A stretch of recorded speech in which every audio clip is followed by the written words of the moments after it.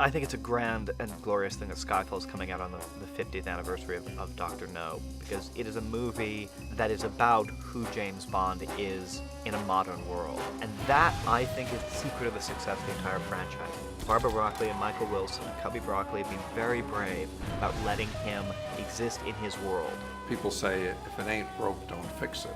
That's probably a formula for complacency in our business, which can lead to the end of the series. So I think we're always looking for ways to give it new life and to rejuvenate it.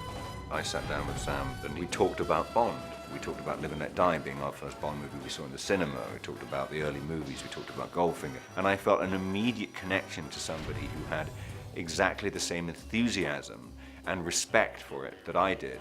This began before I was born, you know, so people have a life's experience and relationship with the character, with the franchise. Everybody you ask has different memories and favourites about the Bond films.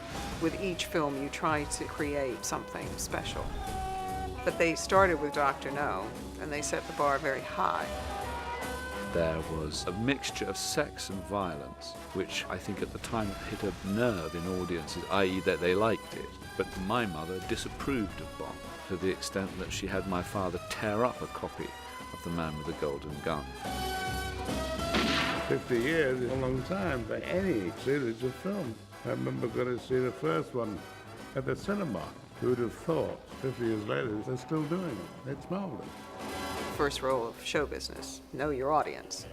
And Cubby, he knew the audience for a Bond film. He knew what they were expecting, and he knew how to deliver it, and we just keep trying to do what he did.